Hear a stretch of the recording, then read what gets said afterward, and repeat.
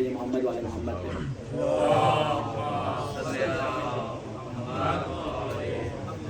یہ پانی گرم دے دیجیے، بہت ٹھنڈا ہے. ایک اور صلوات دیجیے محمد والے محمد.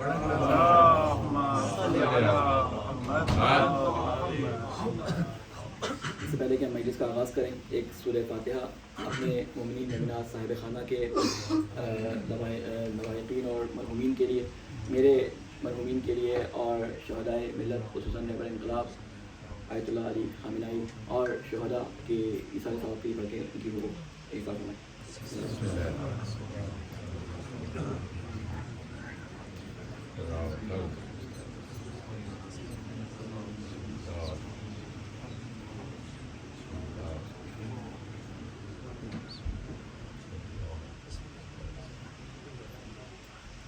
اللهم اغفر للمؤمنين والمؤمنات والمسلمين والمسلمات الأحياء منهم والأموات تابع بيننا وبينهم بالخيرات إنك مجيب الدعوات إنك على كل شيء قدير.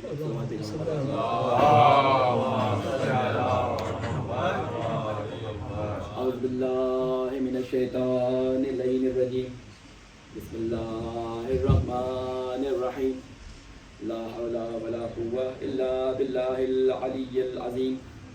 الحمد لله الذي نزل الفرقان على عبده ليكون للعالمين نذيرا والصلاة والسلام على نبيه وصفيه وخير خلقه الذي أرسله شاهدا ومبشرا ونذيرا وداعيا إلى الله بإذنه وسراجا منيرا وعلى أهل بيته الطيبين الطاهرين المعصومين الذين أذهب الله عنهم الرجس وطهرهم تطهيرا.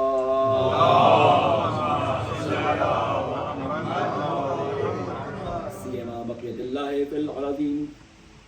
قال الله تعالى في كتابه الحكيم وقوله الحق أعوذ بالله من الشيطان اللعين الرجيم كل نفس ذائقة الموت وإنما توفون أجوركم يوم القيامة فمن زحزح عن النار وأدخل الجنة فقد فاز وما الحياة الدنيا إلا متاع الغرور. صدق الله العلي العظيم.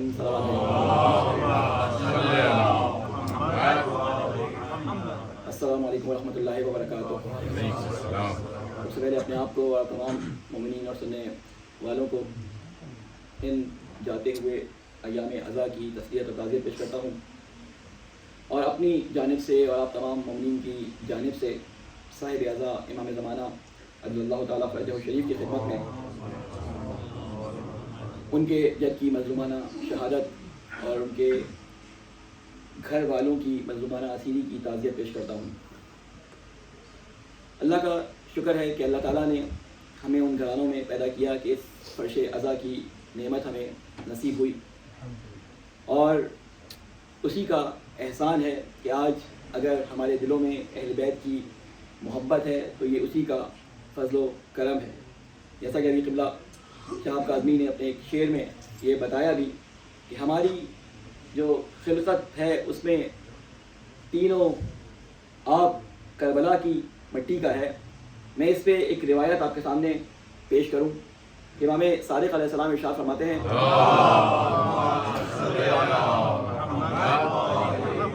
کہ ہمارے شیعہ ہماری بچی ہوئی طینت سے خلق کیے گئے ہیں. یہ ہمارے غم میں غمگین اور ہمارے غم کے لیے غمگین اور ہماری خوشی کے لیے خوش ہوتے ہیں. عموماً ترجمہ غلط کر دیا جاتا ہے، ہمارے غم میں غمگین ہماری خوشی میں خوش ہوتے ہیں. یہ ترجمہ غلط ہے کیونکہ لفظ لام آیا ہے، لے فرحنا لے حزننا، فی نہیں آیا. فی کے معنی ہوتے ہیں میں، اور لام زیر لے کے معنی ہوتے ہیں لیے. یعنی یہ ہمارے غم کے لیے غمگین ہوتے ہیں اور ہماری خوشی کے لیے خوش ہوتے ہیں. یہی وجہ ہے کہ جب کربلا کا ذکر آتا ہے تو اصل میں کربلا کا ذکر ہماری آنکھوں میں جو آنسو لاتا ہے وہ اثرات ہوتے ہیں کسی اور کے. اگر انسان آئینے کے سامنے کھڑا ہو اور اس کی شخصیت باروب اور خوبصورت ہو اور بعد میں اس کے جانے کے آئینہ اس بات پہ اترانے لگے کہ میں بڑا خوبصورت ہوں کیونکہ وہ میرے اندر بڑے خوبصورت نظر آ رہے تھے، تو کمال اس آئینے کا نہیں ہوتا، کمال اس شخصیت کا ہوتا ہے جس کا عکس آئینے میں پڑ رہا ہوتا ہے. یہ کربلا جس کے اندر ہم اہل بیت علیہ السلام کے بارے میں سنتے ہیں اہل بیت علیہ السلام کا ذکر سنتے ہیں، اس مجلس کے اندر فضائل اور مصائب مولا سنتے ہیں، تو اصل میں جس ہستی کے سامنے یہ کربلا اس کی آنکھوں کے سامنے ہے، جب ہم نوحہ یا مرثیہ یا مصائب کے اشعار پڑھتے ہیں تو اصل میں ہمارے مولا امام زمانہ کا دل محزون ہوتا ہے، کیونکہ ہم ان کی بچی ہوئی طینت سے ہیں، لہٰذا وہ غم کا اثر ہوتا ہے کہ ان سے کنیکٹ ہونے کی وجہ سے، ان سے رابطے کی وجہ سے ہماری آنکھوں میں بھی آنسو آ جاتے ہیں۔ اس لیے جو جتنا زیادہ اپنے مولا سے قریب ہوتا ہے، جتنا زیادہ اپنے مولا سے محبت کرتا ہے، مولا کا نام سن کر اس کے دل میں اور اس کے آنکھوں میں آنسو آ جاتے ہیں۔ اور یہ ہماری بچپن سے پریکٹس ہمارے ماں باپ نے اور ہمارے بزرگان نے اس کو کرایا، اس پریکٹس کو ہمیں کرایا کہ دیکھو اہل بیت علیہ السلام کی مجلس کا جو احترام ہے اس کو کسی بھی صورت میں اپنی اور اپنی اولاد کے اندر سے جانے نہ دینا۔ اور یہ ہمارے بزرگان نے اس عزاداری کی ذمہ داری کو اپنے بزرگان سے لے کر ہمارے تک منتقل کیا، اور اب یہ ہماری ذمہ داری ہے کہ ہم اس نعمت اور اس عزاداری کی جو اللہ تعالیٰ کی طرف سے برکتیں ہیں ان کو آئندہ نسلوں تک اسی طرح سے منتقل کریں جیسے ہمارے امام سجاد علیہ السلام نے امام حسین علیہ السلام کی مقصدیت کو رکھتے ہوئے اس عزاداری کو ہم تک منتقل کیا، اور بعد میں آنے والے علماء اور فضلاء اور مجتہدین اور تمام کے تمام وہ لوگ جو اپنے آپ کو خطباء یا ذاکرین کے عنوان سے امام حسین علیہ السلام کا ذاکر کہتے ہیں، وہ تمام اپنی طرف سے اپنی کوشش کرتے رہے، دل میں سخن جس طرح بھی ہو وہ کوشش کرتے رہے کہ کسی طرح کربلا کا پیغام منتقل کر دیا جائے اپنے آنے والی نسل میں، اور ہماری بھی یہی ذمہ داری ہے۔ اور اصل ذمہ داری کربلا کا پیغام اصل میں ہے کیا؟ کربلا کا پیغام وہی پیغام ہے جو پیغام رسول اکرم صلی اللہ علیہ وسلم ہے، اور رسول اکرم صلی اللہ علیہ وسلم کا پیغام وہی پیغام ہے جو پیغام خدا ہے۔ میں نے اپنی 4 یا 5 مجالس کے اندر جو پیچھے آپ کے سامنے امام بارگاہ میں بھی اور گھر کی مجلس میں بھی عرض کیا کہ موضوع کا جو انتخاب کیا تھا وہ انتخاب ہم نے کیا تھا راہ و راہبر۔ اگر انسان کو راستے کی صحیح پہچان ہو جائے تو وہ راہبر کا انتخاب صحیح کرتا ہے، یعنی اس کو راستے پر چلانے والا اسی صورت میں صحیح اس کی سلیکشن ہوگی جب وہ راہ کو صحیح انتخاب کرے۔ آپ لوگوں میں سے بہت سارے لوگ نہیں کہ میں نے ایک مثال دی تھی، ایک چھوٹی سی مثال ہے، 1 منٹ میں اس کو دوبارہ بیان کر دیتا ہوں۔ میں نے بیان کیا تھا کہ دیکھیں اگر مجھے یہاں سے نکل کر باہر کسی دکان تک جانا ہو جو کسی آپ کی روڈ کے کارنر پہ یا گلی کے کارنر پہ ہو، تو میں کسی بچے سے کہوں گا کہ مجھے اٹھا کے CVS یا وال گرینز تک لے جائے، تو میں کیونکہ راہ کو جانتا ہوں کہ یہاں سے 2 منٹ کے فاصلے پر ہے، تو میں اس راہ کو جانتے ہوئے جس راہبر کا انتخاب کر رہا ہوں وہ ایک چھوٹا سا بچہ بھی ہو سکتا ہے۔ لیکن اگر میری راہ اس دنیا سے باہر بیانڈ دا ورلڈ کسی جگہ پر ہے جسے ہم کہتے ہیں کہ مقصد انسانیت اللہ تعالیٰ نے یہ رکھا ہے کہ تمہیں مجھ تک پہنچنا ہے، وہ صراط جسے آپ صراط مستقیم کہتے ہیں، اس کا راستہ شروع اس دنیا سے ہوتا ہے لیکن اختتام اس دنیا میں ہوتا ہے۔ لہٰذا اگر مجھے اس راستے پر چلنا ہے تو مجھے ایک ایسے راہبر کا انتخاب کرنا ہے کہ جو مجھے اس دنیا کے اندر بھی آئیڈیل کے طور پہ ملے اور اس دنیا میں بھی جا کے اس کے ہاتھ پیر اتنے کھلے ہو کہ وہ میری مدد کر سکے۔ آپ بعض دفعہ دیکھتے ہوں گے کہ بہت سارے لوگ آپ کے سامنے بہت ساری باتیں کرتے ہیں، اب میں اگر ہوتا تو آپ کے لیے یہ کام کر دیتا، میں ہوتا تو فلاں جگہ پہ یہ کام کر دیتا، لیکن اس جگہ پہ جب پہنچتے ہیں تو ساری باتیں دھری کی دھری رہ جاتی ہیں، کیونکہ وہاں جا کے ان کو کوئی پوچھتا ہی نہیں ہے۔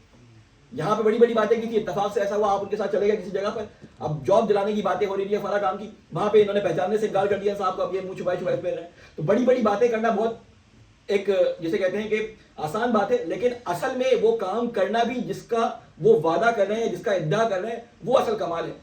تو اہل بیت علیہ السلام وہ ہستیاں ہیں، وہ رہبران ہیں ہمارے کہ جنہوں نے نہ صرف ادعا کیا بلکہ اللہ تعالیٰ اور ان کے رسول نے ان کے ادعا کو ویریفائی بھی کر دیا۔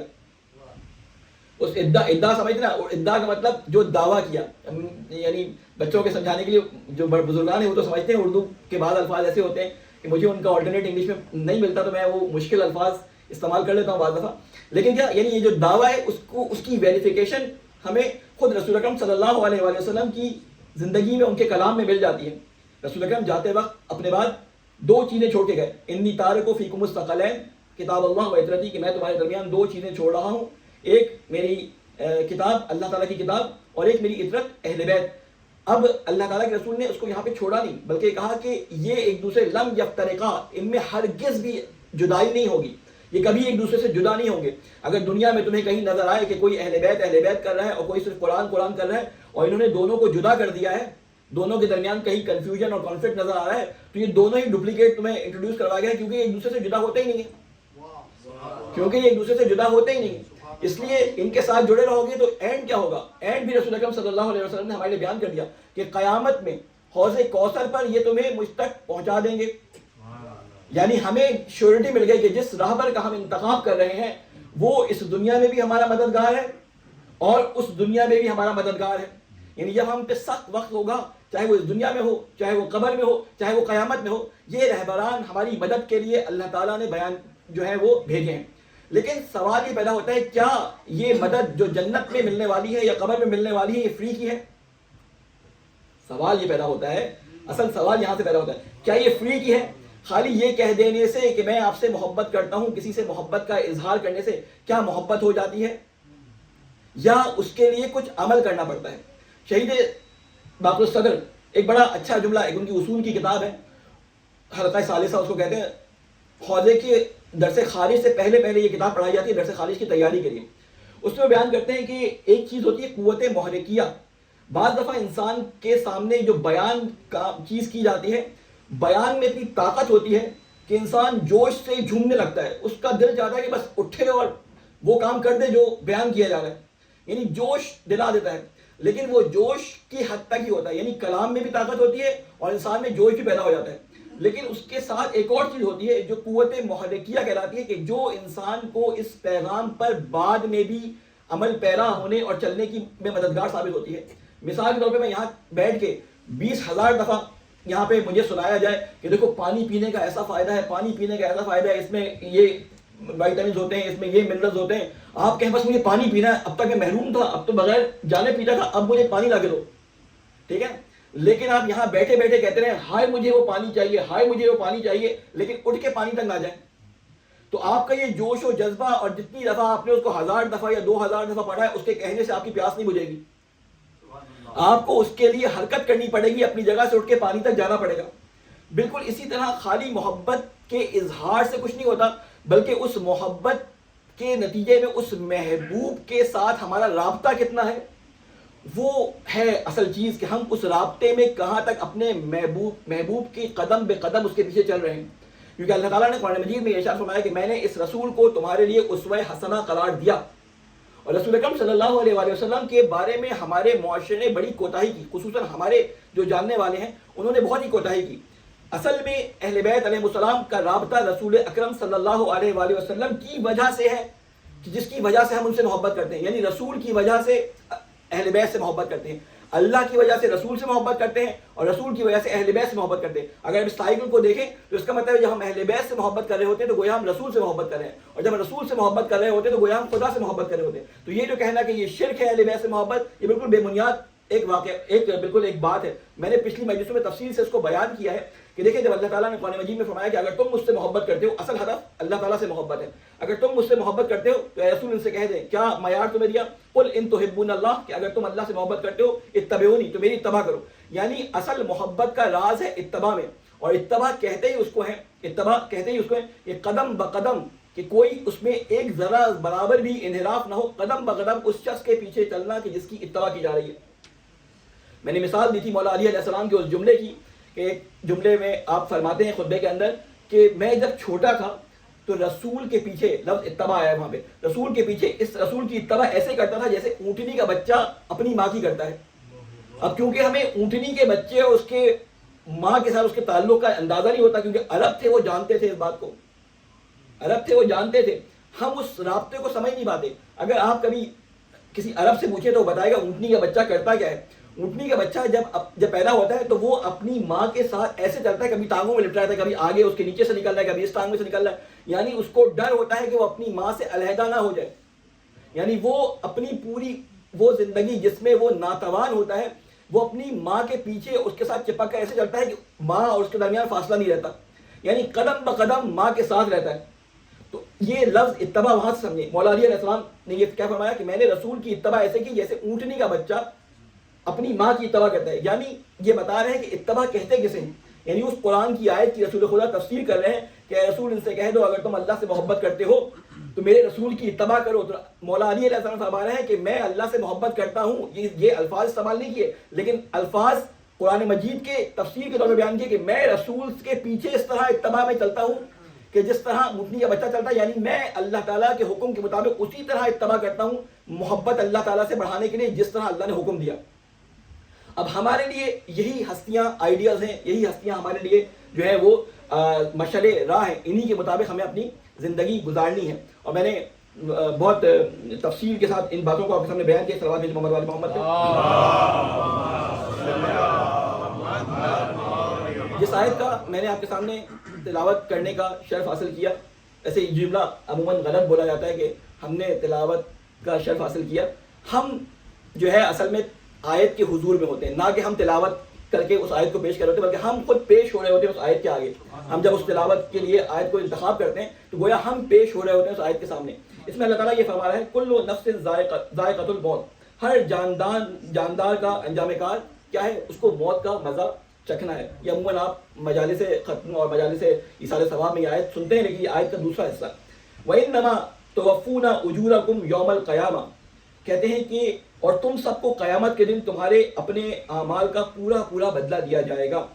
اب اصل جو میرا آج کا موضوع ہے وہ اس جگہ سے ہے. وَأَدْخِلَ الْجَنَّةَ فَقَدْ فَازَ وَمَا الْحَيَاةُ الدُّنْيَا فَمَنْ زُحْزِحَ عَنِ النَّارِ وَأُدْخِلَ الْجَنَّةَ فَقَدْ فَازَ. کہتے ہیں کہ اور جو شخص اس دن جہنم سے بچا لیا گیا اور جنت میں داخل کر دیا گیا وہی کامیاب ہو گیا, وہی کامیاب ہے. اللہ تعالیٰ نے کامیابی کا معیار بتا دیا کہ کامیابی کا معیار تمہارے اس دنیا میں تمہیں معلوم نہیں ہوگا, یعنی کبھی اس بات پہ خوش نہیں ہونا کہ ہم جنتی ہیں. اللہ تعالیٰ نے کہا اس کو میں نے صیغہ راز میں رکھا, مرنے تک انسان کو معلوم نہیں ہوتا کہ وہ کامیابی پر ہے یا نہیں ہے. اللہ تعالیٰ یہاں معیار بتا رہا ہے کہ کامیابی اسی صورت میں ہے کہ جب تم میرے پاس آؤ گے اور تمہارا نامہ اعمال تمہارے دائیں ہاتھ میں دیا جائے گا یا بائیں ہاتھ میں, وہاں سے تمہاری کامیابی مشخص ہوگی. یعنی اگر تم تمام مراحل کو طے کرنے کے بعد جنت میں پہنچ گئے تو گویا کہ تم کامیاب ہوئے, اور اگر تم نے وہ مراحل کامیابی کے طے نہیں کیے اور تمہارا ٹھکانہ دوزخ بنا تو تم اس دنیا کے اندر ناکام ہو گئے. چاہے تم جتنے بھی بڑے اس میں عالم تھے, جتنے بھی بڑے مجتہد تھے, جتنے بھی بڑے عزادار تھے, جتنے بھی بڑے مسلمان بنتے تھے, جتنے بھی بڑے تم سخی تھے, جو بھی کچھ تھے, لیکن اگر تم وہاں پہ کامیاب نہیں ہو سکے تو گویا کامیاب نہیں ہو سکے. یہاں پہ اللہ تعالیٰ ہمیں ایک چیز بتا رہا ہے کہ معیار جنت اور دوزخ کا یہاں پہ معلوم نہیں ہوگا, مگر یہ کہ کوئی معصوم کی زبان سے کسی کو جنت کا جو ہے وہ ایوارڈ مل جائے. اس کے علاوہ کسی کو بھی نہیں معلوم کہ ہمیں جنت میں جانا ہے یا نہیں آنا. یہ خاص اللہ کی حکمت تھی. اللہ نے موت کو اور کامیابی کو چھپا کے رکھا. کسی کو نہیں پتا کس دیار میں اور کب اس کو موت آئے گی, اور کسی کو یہ بھی نہیں پتا کہ وہ جنتی ہے یا دوزخی ہے. اپنی طرف سے کیوں یہ رکھا گیا اللہ تعالیٰ نے؟ اس لیے کہ اپنی طرف سے انسان اپنے آخری دم تک وہ محنت کرتا رہے کہ کہیں اس سے کوئی ایسی لغزش نہ ہو جائے کہ چلتے چلتے وہ پل صراط سے گر کر جہنم کے گڑھے میں گر جائے. کیونکہ پل صراط جہنم کے اوپر سے گزرتا ہے, پل صراط سے گر کے جہنم کے گڑھے میں نہ گر جائے. اور میں نے آپ کے سامنے مثالیں کچھ دی بھی تھی, اور آپ کی زندگی میں وہ مثالیں کئی یعنی تاریخ کے دامن میں مجالس میں آپ کئی مثالیں سن چکے ہیں. ابھی مثالیں بیان کرنے کا ٹائم نہیں, کیونکہ میرے پاس وقت بہت کم ہے اور مجھے مطالب آپ کے سامنے کچھ زیادہ بیان کرنے. صلوات بھیجیں محمد علی محمد.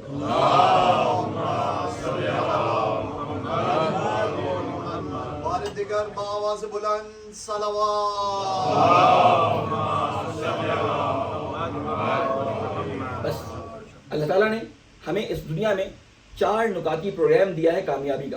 اگر تم دنیا میں کامیاب ہونا چاہتے ہو تو تمہارے پاس 4 نکاتی فارمولہ ہے جو قرآن نے دیا ہے, اللہ تعالیٰ نے دیا ہے. مختصر سی سورہ قرآن مجید کی جس میں اللہ تعالیٰ 4 نکاتی فارمولہ کامیابی کا بتا رہا ہے. وہ انشاءاللہ آپ کے سامنے تھوڑا سا ڈسکس کروں گا اور اس کے بعد آپ کی زحمتوں کو تمام کروں گا. قرآن مجید میں سورہ والعصر اللہ تعالیٰ نے بہت مختصر سی سورہ, بہت چھوٹی سی سورہ ہے, اگر آپ دیکھیں تو بہت چھوٹی سورہ ہے. انا اعطیناک الکوثر کے بعد جو ہے سب سے چھوٹی سورہ یہی ہے. اس میں اللہ تعالیٰ کیا فرماتا ہے, والعصر ان الانسان لفی خسر الا الذین آمنوا وعملوا الصالحات وتواصوا بالحق وتواصوا بالصبر. اس میں اللہ تعالیٰ قسم کھا رہا ہے زمانے کی, کہ قسم ہے زمانے کی. میں اس کو ترجمہ ساتھ ساتھ کروں گا, ابھی ترجمہ پوری سورہ کا نہیں کر رہا. میں ایک ایک کر کے آیت کے, کیونکہ مختصر سی چند آیات ہیں تو میں ایک ایک کر کے ان کو تھوڑا سا کھولوں گا. میں تفسیر نہیں کر رہا, میں اس کو کھول رہا ہوں. جو علماء نے بیان کیا ہے, میں کوئی اپنی جیب سے نہیں بیان کر رہا. علماء نے جس چیز کو بیان کیا میں انہی کا, جسے کہتے ہیں کہ نمک خوار ہوا, انہی کے دسترخوان سے لے کر اس کو آپ کے سامنے بیان کر رہا ہوں. کیا فرماتے ہیں مولا کہہ رہا ہوں, اللہ تعالیٰ کیا فرماتے ہیں, والعصر قسم ہے زمانے کی. زمانے کی قسم اللہ تعالیٰ کیوں کھا رہے ہیں؟ کیونکہ جو بھی انسان زندگی گزارتا ہے وہ اس زمانے کے اندر گزارتا ہے. اس کا اٹھنا بیٹھنا، پیدا ہونا، مرنا، کھانا پینا، نیکی کرنا، برائی کرنا، کسی کے ساتھ بھلائی کرنا، کسی کے اوپر ظلم کرنا، وہ سب اسی دنیا کے اندر ہوتا ہے. یعنی انسان کی زندگی کے اندر کامیابی اور ناکامی کی سب سے بڑا گواہ جو ہوتا ہے وہ زمانہ ہوتا ہے. سب سے بڑا گواہ کسی انسان کی کامیابی اور ناکامی کا وہ زمانہ ہوتا ہے. اس لیے اللہ تعالیٰ نے اسی زمانے کی قسم کھائی کہ جس کے اندر ہم زندگی گزار رہے ہیں. کہ اللہ تعالیٰ قسم کھاتا ہے کہ قسم ہے تمہیں زمانے کی. لوگ اکثر خدا کو راضی کرنے کے بجائے زمانے کو راضی کرنے پہ لگ جاتے ہیں. دنیا بنانے کے لیے جو ہے لوگوں کا وہ جسے کہتے ہیں پورا زندگی کا مقصد حیات جو ہے دنیا بنانا اور کسی کو راضی کرنا آپ کو نظر آئے گا کہ پوری ان کی زندگی گزر جاتی ہے کیا کہ مجھے فلاں کو راضی کرنا ہے، مجھے فلاں کے لیے فلاں چیز بنانی ہے، مجھے فلاں کے لیے فلاں کام انجام دینا ہے. اسی تگ و دو کے اندر انسان اپنی زندگی گزار دیتا ہے. تو اللہ تعالیٰ کیا فرماتے ہیں کہ قسم ہے زمانے کی جس میں تمہیں پیدا کیا. اس جگہ پہ ایک نقطہ اگلی آیت کو بیان کرنے سے پہلے اگلی آیت ہے وَلَسْ إِنَّ الْإِنسَانَ لَفِي خُسْرٍ، یقیناً انسان گھاٹے میں ہے. یقیناً انسان گھاٹے میں. لفظ خسارہ استعمال ہوا ہے. لفظ خسر بزرگان جانتے ہیں، نوجوانوں کے لیے بیان کروں. خسران کے معنی بھی نقصان ہوتے ہیں اور نقصان کے لیے عربی زبان میں اور بھی لفظ آتے ہیں. عربی زبان میں لفظ اور بھی آتے ہیں نقصان کے لیے، لیکن خسران اس گھاٹے کو کہتے ہیں. لیکن نقصان، نقص ایک عربی زبان کا لفظ ہے. نقص کا مطلب ہوتا ہے کہ کوئی چیز موجود ہے اس کے اندر کوئی کمی واقع ہو گئی. نقص یعنی کسی چیز کے اندر کوئی کمی، نقص واقع ہو گیا. نقصان کہتے ہیں کمی واقع ہو گئی، اسے کہتے ہیں نقصان. لیکن یہاں پہ اللہ تعالیٰ نقصان کا لفظ استعمال نہیں کر رہا بلکہ لفظ استعمال کر رہا ہے خسران، خسر. ٹھیک ہے نا. خسر کا مطلب کیا ہوتا ہے؟ خسر کا مطلب ہوتا ہے کہ ٹوٹل لاسٹ، ٹوٹل لاس. مثال دوں آپ کو کہ جب آپ دیکھتے ہیں کہ آپ بزنس کرتے ہیں اور پھر آپ کہتے ہیں کہ یہ بزنس میں لاس ہو رہا ہے، تو اس کا مطلب یہ ہوتا ہے کہ بزنس میں لاس کا مطلب ہے کہ آپ آج 100 روپے کما رہے تھے تو اب آپ 80 روپے کمانے لگے، بزنس میں لاس ہے. یعنی آپ اپنے فائدے میں لاس کو بزنس لاس کہتے ہیں. لیکن یہ وہ والا نقصان نہیں ہے. اللہ تعالیٰ نے فرمایا ہے خسران، اس کی مثال ایسی ہے کہ اگر کوئی برف بیچتا ہے اور گرم دھوپ کے اندر وہ برف بیچنے کے لیے جا رہا ہوتا ہے اور لوگوں سے کہتا ہے لوگوں میری کمائی کو خرید لو، یہ خسارے میں جا رہی ہے. یعنی برف سورج کی روشنی کے ساتھ، سورج کی تپش کے ساتھ پانی میں تبدیل ہوتا جاتا ہے اور جو اس کا سرمایہ ہے وہ آب بن جاتا ہے. تو اسے کہتے ہیں خسران کو اس کا اصل سرمایہ ڈوب جاتا ہے. تو انسان کے بارے میں اللہ تعالیٰ یہ فرما رہا ہے کہ انسان یقیناً گھاٹے میں ہے. یعنی انسان کو بتا دیا کہ اصل تم جو ہے تمہارا جو حشر ہے، تمہارا کیا ہے وہ گھاٹا ہے. اس دنیا کے اندر تمہارا گھاٹا ہی گھاٹا ہے. لیکن بعد میں اللہ تعالیٰ اس کے اندر ایکسیپشنز لگاتا ہے. پہلے کلی حکم دیتا ہے اور پھر اس کے اندر ایکسیپشنز لگاتا ہے. اور ایکسیپشنز ہمیشہ کم ہوتی ہیں. جب آپ کلی حکم دیں اور اس میں بہت زیادہ ایکسیپشن لگا دیں تو ان ایکسیپشن کا فائدہ نہیں ہوتا. قانون بنایا اور قانون میں شکیں لگا کہ یہ بھی یہ اس سے باہر ہے، یہ بھی اس سے باہر ہے، یہ بھی اس سے باہر ہے، پھر اس قانون کا فائدہ نہیں رہتا. لیکن اللہ تعالیٰ جب ایکسیپشن لگاتا ہے، استثناء کرتا ہے، تو وہ استثناء ہوتا ہی کسی کم مقدار کا ہے. یعنی اگر 100 کا حصہ ہے تو استثناء کیا جائے گا تو زیادہ سے زیادہ 10 کو استثناء کر دیا جائے گا. تو اللہ تعالیٰ یہاں پہ استثناء لگاتا ہے. کیا کہتے ہیں؟ وَالْعَصْرِ إِنَّ الْإِنسَانَ لَفِي خُسْرٍ. اب یہاں پہ لفظ الا آتا ہے. الا حرف استثناء ہے عربی زبان میں. الا کے معنی کیا ہوتے ہیں؟ ایکسیپٹ یا اس کے علاوہ یا مستثنیٰ جسے آپ کہتے ہیں. الا الذین آمنوا، سوائے ان لوگوں کے جو ایمان لے کر آئے. آیت یہاں پہ ختم ہو جاتی. بڑے زبردست ہم مزے میں ہوتے ہیں. ہم سب ایمان لے کے آئے، ہم سب ایمان لے کے آئے ہیں. ایمان لے کے آئے ہیں، اللہ پہ بھی ایمان رکھتے ہیں، رسول پہ بھی ایمان رکھتے ہیں، ائمہ پہ بھی ایمان رکھتے ہیں، قیامت پہ بھی ایمان رکھتے ہیں، کتابوں پہ بھی ایمان رکھتے ہیں، ملائکہ پہ بھی ایمان رکھتے ہیں. ہم وہ تمام ایمانیات جو قرآن مجید میں اور اہل بیت علیہ السلام نے ہمیں بیان کی، ہم تمام چیزوں پہ ایمان رکھتے ہیں. لیکن آیت یہاں پہ ختم نہیں ہو رہی. آیت یہاں پر ختم نہیں ہو رہی. اللہ تعالیٰ کے فرماتا ہے الا الذین آمنوا وعملوا الصالحات. اللہ تعالیٰ نے ایک لفظ اضافہ کر دیا. صرف ایمان لانا کافی نہیں ہے، صرف عقیدہ رکھنا کافی نہیں ہے، صرف اپنے آپ کو محب کہنا کافی نہیں ہے، صرف اپنے آپ کو مسلمان کہنا، اپنے آپ کو مفتی کہنا، اپنے آپ کو آیت اللہ کہنا، اپنے آپ کو عزادار کہنا، یہ کافی نہیں ہے. عمل الصالحات، تمہیں عمل بھی کرنا پڑے گا. کس پہ عمل کرنا پڑے گا؟ لفظ استعمال کیا صالحات. صالحات صالح کی جمع ہے اور صالح سنگولر ہے. صالحات کیا ہے؟ جمع ہے. یہ نہیں کہا کہ میں پک اینڈ چوز کر لوں کہ مجھے یہ کام پسند ہے میں یہ عمل کروں گا، لیکن اللہ کا وہ حکم مجھے پسند نہیں، اس پہ عمل نہیں کروں گا. یعنی وہ نیکی جس کا حکم اللہ تعالیٰ نے دیا ہے وہ کروں گا، یعنی میں صالح پہ کروں گا، وہ عمل الصالح، لیکن عمل الصالحات نہیں کروں گا. تو اللہ تعالیٰ نے کہا نہیں، پک اینڈ چوز نہیں ہے. پک اینڈ چوز تمہارے لیے میں نے نہیں رکھا. تمہیں صالحات پہ عمل کرنا ہے. تو آپ نے کہا ٹھیک ہے صالحات کا مطلب جمع ہے نا پلورل, تو میں 3 سے زیادہ عربی زبان میں پلورل کراتی ہے. کہتے ہیں میں 3 سے زیادہ پہ عمل کر لوں گا کاموں پہ. اللہ نے 100 حکم دیے, میں نے 3 سے زیادہ حکم کر لیا, صالحات کے اندر آ گیا, گویا کہ میں جنتی بن گیا. اللہ تعالیٰ نے کہا میں ایک الف لام بھی اس کے اوپر لگا رہا ہوں, خالی صالحات نہیں کہا میں نے, الصالحات. اور جب الف لام بن جائے تو الف لام کا مطلب ہوتا ہے کہ تمام کی تمام نیکیاں, یعنی کہنے کا مقصد یہ کہ الا الذین آمنوا وعملوا الصالحات, وہ جو ایمان لے کے آئے تمام کا تمام, اور تمام نیکیاں جن کے کرنے کا حکم دیا ان تمام کو انجام دے.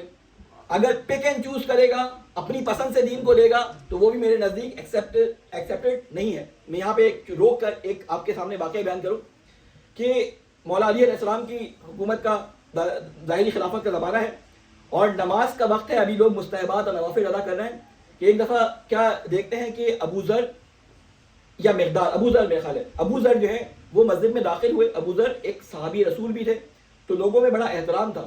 جب ابو ذر داخل ہوئے تو لوگوں نے ابو ذر کی طرف دیکھا کہ ابو ذر بڑے کھوئے ہیں. لوگوں نے سلام بھی کیا, بس ابو ذر نے بے دہانی میں جواب دیا اور جاتے جاتے اگلی صف میں جگہ خالی تھی وہاں جا کے بیٹھ گئے. مولا نے بھی دیکھا ابو ذر بڑے کھوئے سے ہیں, سمجھ نہیں آ رہا کہ کیا بات ہے. ابو ذر بڑے حشاش بشاش تھے, بڑے مولا کو دیکھ کے ان کی چہرے پہ مسکراہٹ آ جاتی تھی, مولا سے آ کے مصافحہ کرتے تھے. لیکن آج ابو ذر بڑے کھوئے آ کے بیٹھ گئے. کہا ابو ذر کیا بات ہے, کیوں تم اتنے پریشان دکھائی دے رہے ہو؟ کہتے مولا میں نے رات کو ایک خواب دیکھا, اور خواب میں نے یہ دیکھا کہ آسمان سے ایک پرچم لٹک رہا ہے, اور اس پرچم کو لوگ, اللہ تعالیٰ کی طرف سے وہ پرچم لٹکایا گیا ہے, اور اس پرچم کو لوگ نوچ کر لے کے جا رہے ہیں. اور بجائے اس کے کہ کوئی پرچم پورا لے کے جائے, اس پرچم کی شکل خراب کر دی. یعنی کسی نے کوئی اپنی پسند کا ٹکڑا اس سے توڑ لیا, کسی نے کوئی پسند کا ٹکڑا توڑ لیا, کسی نے کوئی پسند کا ٹکڑا لے لیا. اب وہ پرچم بڑا بدنما ہو گیا ہے. آپ نے کبھی دیکھا ہوگا نا, بعض کھانے والے جن کو بچپن میں ایٹیکیٹس نہیں سکھائے جاتے, جب کسی جگہ دعوت میں یا شادی میں جاتے ہیں کھانے کے لیے, تو وہ کیا کرتے ہیں, وہ دیکھتے ہیں کہ اوپر کہاں پستے اور بادام اور جیلی کہاں کا پڑی ہے, وہ بیچ میں مارتے ہیں, ٹھیک ہے نا, بیچ میں مارتے ہیں چمچہ, اور سائڈ سے سارا شیپ, بیچارے نے وہ اس کے لیے 200 روپے ایکسٹرا دیے ہوتے ہیں, $200, کہ اس کی شیپ ٹاپک اچھی کرے. وہ اوپر سے پہلے بیچ سے نکال کر وہ یہ نہیں سب فکر کرتا کہ پیچھے کیا ہے, پیچھے آنے والے اس کی شکل دیکھ کے ہی کھانا چھوڑ دیں گے. تو یہ جو کہتے ہیں نا کہ اس جھنڈے کو ایسے توڑا گیا کہ جہاں سے خوبصورت لگا اس نے اپنے لیے توڑ کے وہ جھنڈے میں پھاڑ کے لے گیا. مولا نے پھر اس کی تفسیر کی, کہا ابو ذر وہ جو تم نے خواب دیکھا ہے یہ آخری زمانے کے لوگوں کے بارے میں ہے, اور وہ جو تم نے پرچم دیکھا کہ اللہ تعالیٰ نے ایک پرچم لٹکایا, یہ پرچم اصل میں اسلام ہے, اور اسلام اور اللہ تعالیٰ کے احکامات ہیں. لوگ ان میں سے اپنی پسند کے احکامات کو چن کر الگ الگ فرقوں میں تبدیل ہو گئے. انہوں نے اپنے لیے کچھ چیزوں کو آئیڈیل بنایا, اسلام کا کچھ حصہ لیا اور اسی پہ پوری اپنی زندگی گزار دی. کسی نے کوئی ٹکڑا لے لیا اسلام کا, کسی نے کوئی ٹکڑا لے لیا اور کہا کہ وہ ہم سے میچ نہیں کرتا لیکن ہم اس پہ عمل کرنے والے ہیں. تو کہتے ہیں کہ اسلام کے ٹکڑے کہہ رہے ایک زمانہ ایسا آئے گا کہ لوگ اسلام کو پک اینڈ چوز کے ذریعے لیں گے اور پورے اسلام پہ عمل نہیں کریں گے, لہٰذا آپس میں لڑتے بھی رہیں گے اور ان میں ہمیشہ فتنہ و فساد رہے گا. اور آج ہم دیکھتے ہیں کہ ہمارے درمیان نہ صرف فرقے بہت سارے بن گئے, بلکہ خود ہمارے اپنی کمیونٹی, اپنے شیعوں کے درمیان بھی بہت سارے گروہ اور گروہ بندیاں ہوتی چلی جا رہی ہیں. ایک اس کو گالیاں دے رہا ہے, ایک اس کو برا بھلا کر رہا ہے, ایک اس کو ملامت کر رہا ہے, ایک اس کو جو ہے وہ زمین پہ گرا رہا ہے, ممبروں سے ایک دوسرے کے اوپر تشن و تان کیا جا رہا ہے. یہ کیا ہے؟ یہ شیطان کا ایک ایسا وار ہے کہ جو آخری زمانے کے لوگوں پہ ہونا تھا, اور اس کا شکار ہم میں سے بھی بعض لوگ ہو گئے. جب محرم شروع ہوتا ہے ایک نہ ایک فتنہ کھڑا ہو جاتا ہے, ایک عالم وہاں سے کوئی بولتا ہے, دوسرا عالم اس کے جواب میں بولتا ہے. عالم ہے جو بھی ہے, پڑھا لکھا ہے, لیکن ہوتا کیا ہے کہ وہ بات کو اس طرح سمجھا نہیں پاتا جس کی وجہ سے لوگوں میں غلط اثرات ہوتے ہیں. اس کے فالوورز جو ہیں وہ ان سے جو ہے لڑنے لگتے ہیں, اس کے فالوورز ان سے لڑنے لگتے ہیں, اور نیچے فالوورز کی لڑائی ہو جاتی ہے. وہ کہتے ہیں کاسے از آج داختر, اس مثال کو بزرگان سمجھ جائیں گے, فارسی کی مثال ہے. یعنی کاسے کہتے ہیں اس برتن کو, اور آج کہتے ہیں اس سالن کو جو اس کے اندر ہوتا ہے. کہتے ہیں اگر کاسے یعنی وہ جو برتن ہے وہ سالن سے زیادہ داغدار ہو جائے تو آپ اس کو اٹھا نہیں سکتے, کاسے کو ہلکا ہونا چاہیے. دوسرے زبان میں کہتے ہیں کہ وہ مسیح سے زیادہ جو ہے وہ حضرت عیسیٰ سے زیادہ حضرت عیسیٰ کا مسیح ہونا, حضرت عیسیٰ کا عیسائی ہونا, یعنی حضرت عیسیٰ سے زیادہ جو ہے لوگ جو ہے مسیحی ہو جاتے ہیں, یا حضرت موسیٰ سے زیادہ جو ہے یہودی ہو جاتے ہیں, یا رسول اکرم صلی اللہ علیہ وسلم سے زیادہ مسلمان بن جاتے ہیں. تو جب ایسا ہو جائے شاہ سے زیادہ, ہاں یہ اردو کا رہے, یہ اردو زبان بیٹھے نا, کیا ہے شاہ سے زیادہ شاہ کا وفادار. تو یہ کہیں تو بڑے کام آتا ہے, لیکن یہ اللہ تعالیٰ نے اس کو پسند نہیں کیا. لیکن یہ شاہ سے زیادہ شاہ کا وفادار انہی کرائیٹیریاز پہ ہونا چاہیے. انہیں کرائٹیریاز پہ ہونا چاہیے. ایک مثال ہے لیکن ابھی ٹائم نہیں ہے, ٹائم میرا نکل جائے گا, مجھے کچھ اور بیان کرنا ہے. تو کہنے کا مقصد یہ کہ آخری زمانے میں ٹکڑے ہو گئے, تو اللہ تعالیٰ کیا فرماتے ہیں, وَعَمِلُوا الصَّالِحَاتِ, یعنی جو تمام کی تمام نیکیاں انجام دے گا. یہ نہیں کہ تم اپنی طرف سے چوز اینڈ پک کرو کہ مجھے فلاں نیکی انجام دینی ہے, اسی میں خوش ہوں, اور باقی نیکیوں کو چھوڑ دو. اور پھر اس کے بعد یہاں پہ ایک علامہ علی نقی نقن صاحب قبلہ مرحوم, اللہ تعالیٰ ان کے درجات بلند کرے, آیت اللہ نقی نقن صاحب, وہ ایک جملہ کہتے تھے یہاں پہ, یعنی یہاں پہ نہیں اپنی تفسیر میں کہتے ہیں, یہ اس آیت کے اس میں وہ بیان کرتے ہیں کہ دیکھیں عربی زبان میں ایک لفظ ہوتا ہے واو اور ایک لفظ ہوتا ہے او, الف واو, دونوں کے ترجمہ میں بہت فرق ہوتا ہے. ہمیں تو واو گول سا لکھا نظر آتا ہے, ہم اس کو بھی او پڑھتے ہیں, اس کو بھی واو کی طرح تلفظ سمجھتے ہیں, لیکن دونوں کے معنی میں بڑا فرق ہوتا ہے. واو کے معنی ہوتا ہے اور, اینڈ جسے آپ کہتے ہیں, ٹھیک ہے نا, اینڈ یا مزید جسے کہتے ہیں, اور او کے معنی ہوتا ہے یا, او کے معنی کیا ہوتا ہے, یا, ٹھیک ہے نا. اب اللہ تعالیٰ نے قرآن مجید میں اگر یہاں پہ او لگا دیا ہوتا تو بڑی آسانی تھی. او لگا دیا ہوتا, کیا لگا دیا ہوتا, والعصر ان الانسان لفی خسر الا الذین آمنوا او عمل الصالحات, یا ایمان لے آئے یا عمل صالح کر لے تو بڑی آسانی ہو جاتی. لیکن اللہ تعالیٰ نے کہا نہیں, ایمان بھی لے کے آنا ہے اور وا لگایا اور عمل صالح بھی انجام دینا ہے. اب معاملہ یہاں پہ رکتا نہیں ہے, آپ نے کہا میں عمل صالح اپنی طرف سے پوری کوشش کر کے انجام دے رہا ہوں, میں اپنی قبر میں جاؤں گا, میری قبر روشن ہے, میں نے ساری زندگی زیارت عاشورہ پڑھی, میں نے ساری زندگی کہا اللہم اجعل شفاعت الحسین یوم الورود, میں نے یہ دعا پڑھی ہے, انشاءاللہ میری دعا قبول ہوگی اور یوم ورود امام حسین علیہ السلام میری شفاعت پہ آئیں گے. میں بچ گیا, باقی جائے بھاڑ میں, میں بچ گیا, باقی جائے بھاڑ میں. اللہ تعالیٰ نے اس کو بھی پسند نہیں کیا. اللہ تعالیٰ نے اس سورہ کے اندر پھنسایا ہے, فارمولہ بتایا ہے, کہتے ہیں اب تم کامیاب ہو گئے, اب تمہاری ذمہ داری بڑھ گئی, تم نے اپنے آپ کو یہ سمجھ لیا کہ تم کامیابی کے راستے پہ چلے ہو, تم ساری نیکیوں پہ عمل کرتے ہو, تم اپنی طرف سے پورے مومن ہو, پورے, ٹھیک ہے نا, پکا جنتی تم اپنے آپ کو سمجھتے ہو. اب تمہارا کام کیا ہے, وتواصوا بالحق, وتواصوا بالحق وتواصوا بالصبر, یعنی اب تمہارا کام کیا ہے, اب تم یہ سچی بات وتواصوا, ایک دوسرے کو بتاؤ, ایک دوسرے میں اس کی مدد کرو. تواصو کہتے ہیں مدد کرنا, ایک دوسرے نیکی کے کاموں میں ایک دوسرے کی مدد کرنا, یعنی وتواصوا بالحق. اب تم سچی باتیں, اب تم سچی باتیں, کیونکہ تمہارا تجربہ ہو چکا دین کے اوپر عمل کرنے کا, اب تم سچی باتیں جو اللہ اور اس کے رسول سے بالکل ثابت ہیں, ان سچی باتوں کو دوسروں تک پہنچاؤ, ان کو جنتی بنانے کی کوشش کرو, ان کو جنتی بنانے کی کوشش کرو, کیونکہ یہ تمہاری ذمہ داری ہے. رسول اکرم نے آخری خطبے میں کیا کہا تھا, جو حاضرین ہیں وہ غائبین تک میری بات پہنچا دیں, جو باپ ہیں وہ اپنی اولادوں تک اور اپنے گھر والوں تک میری بات پہنچا دیں. اور رسول کا یہ جملہ صرف ان باپ اور اس نسل کے لیے تھا, بلکہ رسول کا جملہ یہ آنے والی نسل تک کے لیے تھا کہ قیامت تک جو باپ ہے وہ اپنی اولادوں کو یہ بات بتاتا رہے کہ کیا میں نے حکم دیا ہے. اور ہمیں اس غدیر کے خطبے میں سے صرف غدیر کا ایک جملہ یاد رہ گیا, من کنت مولا فہذا علی مولا. رسول اکرم نے پورا اس سے پہلے 4 پیج کا خطبہ دیا ہے, اگر A4 سائز میں لکھے 4 یا 8 پیج کا, 4 یا 5 پیج کا وہ خطبہ ہے. وہ خطبہ اگر پوچھے کسی کو بھی معلوم, کسی کو بھی وہ خطبہ معلوم نہیں ہے. بہت کم لوگ ہیں جن کو وہ خطبہ معلوم ہے, جس میں اللہ کے رسول نے پوری ایمانیات بیان کی ہیں. میں نے یہ تمہیں دیا, تم نے ایکسیپٹ کیا, میں نے یہ دیا, میں نے یہ دیا, میں نے یہ دیا, میں نے یہ دیا, میں نے فلاں چیز کو حلال کیا, میں نے فلاں چیز کو حرام کیا, میں نے فلاں کام سے روکا, میں نے فلاں کام کرنے کا حکم دیا, میں نے فلاں شخصیت سے روکا, میں نے فلاں شخصیت کا احترام کرنے کے لیے کہا. یعنی وہ تمام باتیں رسول اکرم نے وہاں پہ دہرا دی. اور اس کے بعد کہا کہ میں کیا تمہاری جانوں پہ پورا حق رکھتا ہوں, کہا ہاں آپ رکھتے ہیں, کیا میں تمہارا مولا ہوں, ہاں ہاں آپ ہمارے مولا ہے, کہا کہ آج جس کا میں مولا ہوں اس کا علی مولا ہے. یہ جملہ ہم نے پڑھا اور رسول نے کہا یہ پیغام, یہ پورا پیغام, کمپلیٹ پیغام, توڑ کے نہیں, اس جھنڈے میں سے, اس پرچے میں سے کچھ نوچ کے خالی ایک جملہ نہیں لے جانا, بلکہ یہ پورا پیغام لوگوں تک پہنچانا ہے تمہیں. وہ پورا پیغام پہنچانا اس شخص کی ذمہ داری ہے جو اپنے آپ کو جنتی سمجھتا ہے. اور میں نے کل عرض کیا, یہ کل نہیں بلکہ کل بھی عرض کیا, اس سے پہلے بھی عرض کیا تھا کہ ہم سب کی ذمہ داری یہ ہے کہ ہم ایسے لوگوں کو جو بھٹکے ہوئے ہیں, ایسے لوگوں کو جو اپنے آپ کو مسلمان کہتے ہیں لیکن راہ راست پر, راہ حق میں نہیں ہے, وہ ہمارا بھائی بھی ہو سکتا ہے, وہ ہمارا بیٹا بھی ہو سکتا ہے, وہ ہمارا پڑوسی بھی ہو سکتا ہے, وہ ہمارا کوئی اہل سنت برادر بھی ہو سکتا ہے, وہ ہمارا کوئی اہل سنت کے علاوہ بھی جو اپنے آپ کو انسان کہتا ہے, کیونکہ اللہ تعالیٰ نے اس قرآن کو انسانیت کے لیے اتارا تھا, مسلمانوں کے لیے صرف نہیں اتارا تھا. کہ ہدی للناس, یہ ہدایت ہے تمام لوگوں کے لیے. تو اب جس نے اپنے آپ کو جنتی سمجھنا شروع کر دیا اور جنتی والے کام کرنے شروع کر دیے, اس زمانے میں وہ اپنے امام کے ساتھ اس طرح متصل ہو گیا کہ وہ کہہ سکے کہ میں اپنے امام کے نقش قدم پر چلتا ہوں. تو اب اس کی ذمہ داری کیا ہے کہ وہ ان سب کو پیار اور محبت سے اپنے پاس بلائے, ان سب کو اپنے پاس بلائے. میں نے کل ایک شعر پڑھا تھا, آپ لوگوں میں سے کتنے لوگ کل موجود تھے وہاں پہ؟ بس 5 لوگ, باقی نہیں تھے. میں دوبارہ پڑھ دیتا ہوں. میں دوبارہ پڑھ دیتا ہوں ایک سلوات ہے مولا. میں نے بلکہ کبوتر والی مثال دی تھی آپ لوگوں کو, ایک کبوتر والی مثال دی تھی, اب وہ آوازیں نہیں نکال سکتا تو وہ میں سمجھا نہیں پایا, تو میں اس کو شعر کی صورت میں کہتا ہوں, شعر آپ لوگوں کا ذرا اچھے سمجھ آتے ہیں. حسن نثار صاحب کا ایک شعر ہے بڑا زبردست, میرا حسین ابھی کربلا نہیں پہنچا,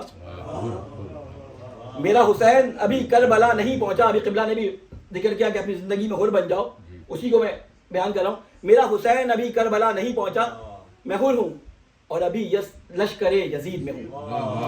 اس طرح بہت سارے حر اس وقت ہمارے اطراف میں پھیلے ہوئے ہیں. یہ جو کہا جاتا ہے نا کہ فلاں تو سنی تھا, اس کی مدد کرنے کے لیے فلاں کیوں اٹھ گیا, وہ تو اہل بیت کا مخالف تھا, اس کی مدد کرنے کے لیے اپنی جان داؤ پہ لگا دی, اپنی جان بھی دے دی, اور اعتراض کرتے ہیں وہ تو ناصبی تھے, وہ تو فلاں تھے فلاں تھے. اللہ کا حکم یہ تھا کہ تم کسی کے جنتی اور دوزخی کا اس دنیا میں فیصلہ ہی نہیں کر سکتے. تم نے اپنے آپ کو میری جگہ بٹھا کے لیا, فلاں جنتی فلاں دوزخی, فلاں جنتی فلاں دوزخی, تم دوزخ میں تم جنت میں. بھائی تم ہوتے کون ہو کرنے والے؟ اللہ کے رسول بات بات پہ جنت بانٹتے تھے, ہم بات بات پہ دوزخ بانٹتے ہیں. اللہ کے رسول کہتے تھے اگر کسی نے اپنی بیٹی کی تربیت, اپنی 2 بچوں کی تربیت میرے بتائے ہوئے نہج پہ کر لی تو وہ قیامت میں میرے نزدیک ایسے ہوگا جیسے 2 انگلیاں میرے آپس میں جتنی نزدیک ہیں, یا فلاں کام کر لیا وہ میرے نزدیک جنت میں اس طرح سے ہوگا. یعنی اللہ کے رسول بات بات پہ جنت بانٹتے تھے, ہم بات بات پہ کہتے ہیں تم نے یہ کہا تم کافر, تم نے یہ کہا تم جہنمی, تم تو گڑھے میں گرو گے, تم یہ. ارے بھائی جہنمی بنانے کا کارخانہ ہمارے مسلمانوں نے کھول لیا, اور پھر آپ نے دیکھیں دیواروں پہ لکھنا شروع کر دیا فلاں کافر فلاں کافر فلاں کافر. یعنی کفر 7 فیکٹریاں لگ گئیں. ایسا ہی ہوا نا. یعنی کیا ہوا, یعنی قرآن مجید کے بالکل مخالف عمل کرنا شروع ہو گیا, جس کی وجہ سے مسلمانوں میں تفرقہ پیدا ہو گیا. یہ مسلمان سارے کے سارے ہمارے بھائی ہیں, جب تک یہ مرتے نہیں ہیں اور جب تک یہ کھلے طور پہ اپنی ناسبیت کا اعلان نہیں کرتے, اس وقت تک ہمیں کوشش کرنی ہے کہ ان کو اپنی طرف کھینچ کے لائیں. اور آج ہم جن امام کے انتظار میں ہیں, اس امام کے انتظار میں ہم ان کے نام کے ساتھ, ان کی صفات کے ساتھ ہیں. لیکن بہت سارے دنیا کے اندر ایسے لوگ ہیں جو مسلمان نہیں بھی ہیں, وہ ان کی صفات کی وجہ سے ان کے انتظار میں ہیں. یعنی آپ کو معلوم ہے کہ امام زمان جنہیں ہم کہتے ہیں امام زمانہ اجل اللہ تعالیٰ فرج شریف, جن کا نام ہمارے ہاں مہدی ہے,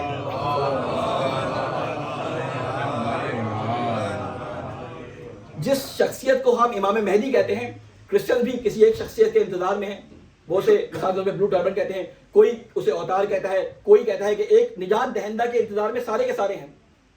وہ جو مسلمان نہیں ہے وہ بھی کسی نجات دہندہ کے انتظار میں ہے, وہ جو مسلمان ہے وہ بھی کسی نجات دہندہ کے انتظار میں ہے, وہ جو شیعہ ہے وہ بھی نجات دہندہ کے انتظار میں ہے, وہ جو غیر شیعہ ہے وہ بھی نجات دہندہ کے انتظار میں ہے.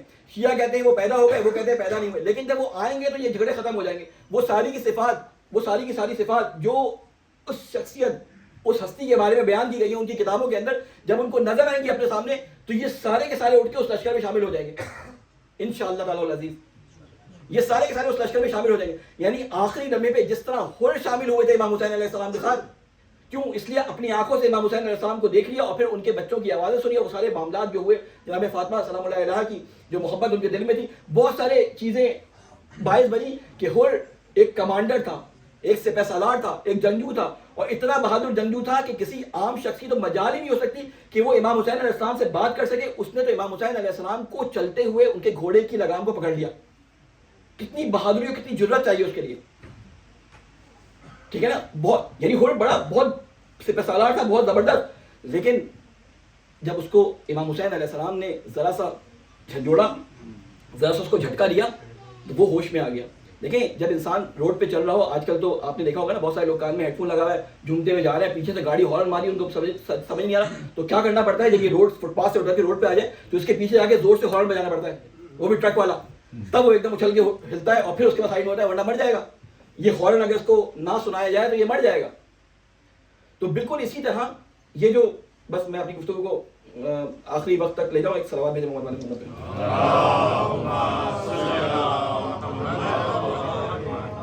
کہ میں ادھر ادھر بہک جاتا ہوں, لیکن کہنے کا اس آیت کو میں کمپلیٹ کر لوں. وتواصوا بالحق وتواصوا بالصبر, یعنی اب تمہارا کام کیا ہے کہ تم لوگوں کو حق بات بتانے میں مددگار ثابت ہو, اور وتواصوا بالصبر, اور جب تمہیں لوگ گالیاں بکیں, جب تمہارے خلاف انگلیاں اٹھائیں, جب تمہارے گھروں پہ پتھر برسائیں, جب تمہاری کردار کشی کریں, تمہارے حق کہنے کی وجہ سے, تمہارے صحیح بات کہنے کی وجہ سے تمہاری رشتہ دار تمہیں چھوڑ کے چلے جائیں, تمہارے چاہنے والے تمہارے ساتھ نفرت کرنے لگیں, تو پھر کیا کرو, وتواصوا بالصبر, پھر ایک دوسرے کی جو ان کاموں میں مشغول ہیں نیک کاموں میں ان کے ساتھ صبر کرو، ان کو بھی صبر کی نصیحت کرو. اور ہمارے ہاں اردو زبان کا صبر اور عربی زبان کے صبر میں زمین اور آسمان کا فرق ہے. ہمارے یہاں صبر کہتے ہیں ایک تھپڑ کسی نے زور سے مارا، ہم کچھ کر نہیں سکتے، بدماش ہے محل دے گا، ہم کہتے ہیں میں صبر کر رہا ہوں. یہ صبر نہیں ہوتا، یہ اردو کا صبر ہے. عربی کا صبر کیا ہوتا ہے کہ عربی کا صبر ہوتا ہے کہ وہ جو آپ نے دیکھا ہوگا نا کہ بعض فلموں میں ہیرو آخر میں 20 گولیاں کھانے کے بعد بھی پھر اٹھتا ہے اور پھر دشمن کو مار دیتا ہے. ٹینک کا گولا بھی لگ جاتا ہے پھر بھی پتہ نہیں کہاں سے وہ ہمارے انڈین فلموں میں تو وہ ٹینک کے گولے کو بھی موڑ دیتے ہیں اور پھر اس کے بعد جا کے وہ دشمن کو ٹینک کے گولے سمیت تباہ کر دیتے ہیں. وہ ہوتا ہے اصل میں صبر. یعنی جس مقصد کے لیے، یعنی میں وہ نہیں کہہ رہا نعوذ باللہ، میں مثال سمجھانے کے لیے کہہ رہا ہوں بچوں کو. صبر کہتے ہیں کہ یعنی جس کام کا تم نے ارادہ کر لیا، چاہے جتنی بھی مشکلات آ جائے، زخمی ہو جائے، ہاتھ کٹ جائے، پیر کٹ جائے، تمہیں وہ کام آہستہ آہستہ انجام دینا چاہیے اور اس کام کے پیچھے لگے رہنا چاہیے. یعنی آپ مولا عباس علیہ السلام کے اگر اس صبر کے مظاہرے کو دیکھیں، صبر کا بہترین مظاہرہ کہ ہاتھ کٹ گیا، بازو کٹ گیا، لیکن مولا عباس نے اپنی امید کو چھوڑا نہیں، چلتے رہے. دوسرا بازو کٹ گیا لیکن امید چھوڑی نہیں. آپ کے سینے پہ ہر جگہ تیروں کی بارش ہو گئی، لیکن جب آپ نے جو ہے اپنے رخ کو موڑا، جب اصل جس مقصد کے لیے جا رہے تھے وہ پانی پہنچانا، وہ مقصد جو ہے وہ فوت ہو گیا. تو کہنے کے بعد صبر کہتے ہیں کہ جس کام کا آپ ارادہ کریں اس کام پہ آپ جٹ جائیں اور اس کام کو انجام دینے کے لیے اپنی جان و مال سب کچھ قربان کر دیں. ہم زیادہ پڑھتے ہیں، ہم کہتے ہیں السلام علیکم یا وارثہ آدم صفت اللہ، السلام علیکم یا وارثہ نوح نبی اللہ، السلام علیکم یا وارثہ ابراہیم عیسیٰ اور محمد رسول اللہ. ہم امام حسین علیہ السلام کے بارے میں کہتے ہیں کہ امام حسین وارث تھے کس کے؟ آدم کے بھی تھے، نوح کے بھی تھے، عیسیٰ کے بھی تھے، موسیٰ کے بھی تھے، ابراہیم کے بھی تھے، سب کے وارث تھے. محمد مصطفیٰ صلی اللہ علیہ وسلم کے وارث تھے. یہ وراثت کوئی مادی وراثت نہیں تھی، کسی دولت کی وراثت نہیں تھی. میں بہت تیزی سے چل رہا ہوں، ایک پنکھا تھوڑا سا میرے تک موڑ دیں گے، ایک سوال دے دوں.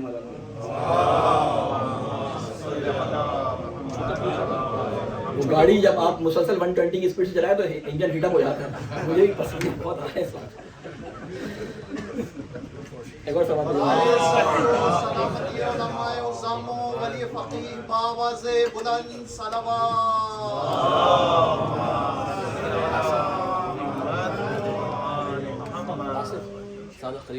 بہرحال بس ایک سوال تھا محمد والے.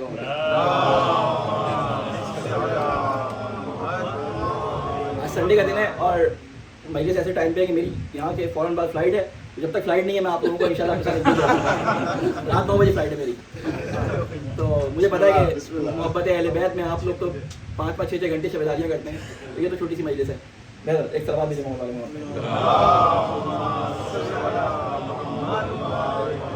تو اللہ تعالیٰ کیا کہتا ہے کہ تم صبر کے ساتھ اور حق کے ساتھ اپنے کام کو، اپنے مشن کو جاری رکھو. تو امام حسین علیہ السلام اصل میں وارث تھے اس مشن کے جو اللہ تعالیٰ نے تمام نبیوں کو دیا تھا.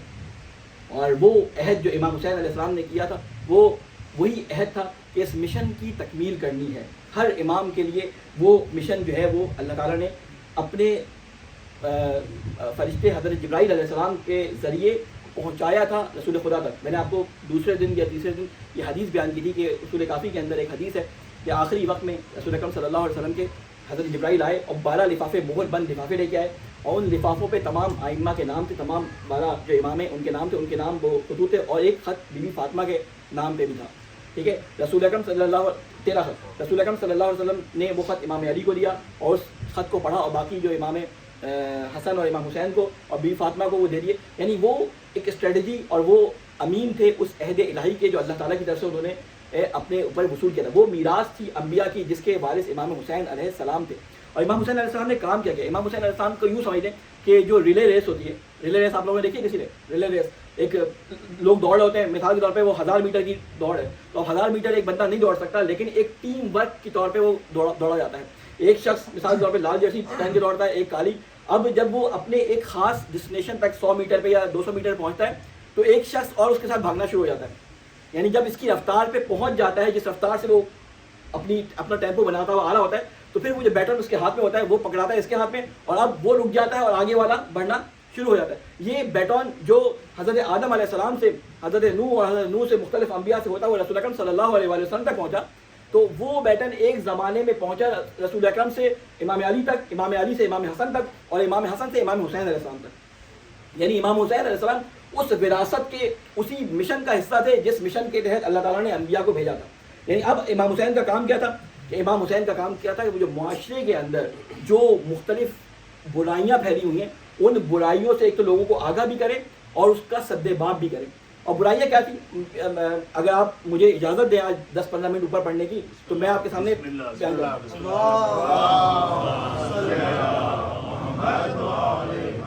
جو اجازت نہیں دے رہے وہ سلوات پڑھ دیں. بس ٹھیک ہے.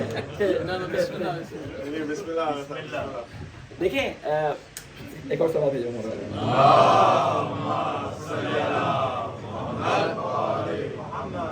جب آپ کو معلوم ہے آپ جس علاقے میں زیارت کے لیے جاتے ہیں وہ علاقہ کربلا کا کس منطقے میں موجود ہے؟ اس کا پرانا نام کیا تھا؟ کسی کے ذہن میں ہے؟ اس سے بھی پہلا پرانا نام ہے تو اس شہر کا نام تھا نا, اس سے پرانا اس جگہ پورے اس جگہ کہتے ہیں بابل یا بابل یا بابل تو خیر نہیں بابل ٹھیک ہے نا, بیبلون جسے آپ انگلش میں کہتے ہیں. یہ بیبلون اصل میں جو وہ ہوتے ہیں نا قومیں یا یوں کہہ رہے کلچر بننے کی یا قومیں بننے کی یہ روٹ جگہ تھی جہاں سے قومیں پھوٹی ہیں. وہ کیوں پھوٹی کہ اس جگہ پہ اللہ تعالیٰ نے اپنے اکثر انبیاء علیہ السلام کو بھیجا. یہاں پر یہ انبیاء آتے تھے اور انبیاء اس جگہ کیوں آتے تھے؟ اس جگہ اس لیے آتے تھے کہ یہاں پہ دو نہریں دو دریا بہتے تھے, فرات اور دجلہ بہتے تھے. ان فرات اور دجلہ کے درمیان بہت تیزی سے جا رہا ہوں اور اگر کسی کو تفصیل چاہیے ہو تو یہ ایک کتاب ہے حسین وارث آدم, اس کتاب کو مطالعہ کریں تفصیل سے 200 پیج پہ یہ تفصیل سے ساری چیزیں موجود ہیں. میں اس کا خلاصہ آپ کے سامنے کر رہا ہوں. اس دریا کے دونوں کناروں پہ لوگوں نے آباد ہونا شروع کیا, وہاں پہ زراعت شروع ہوئی. جب زراعت شروع ہوئی تو ایک زمانہ ایسا آیا کہ ان کے پاس زراعت کے نتیجے میں ان کی محدودیت یا ان کی ضرورت سے زیادہ اناج آنا شروع ہوا. جب اناج زیادہ آنا شروع ہوا تو انہوں نے اس کو اسٹور کرنا شروع کیا, اور جب اسٹور کرنا شروع کیا تو اس اسٹور کرنے کے لیے انہوں نے چند گروہ بنائے, کچھ ادارے بنائے, اور اس طرح کرتے کرتے معاشرے وجود میں آنے لگے.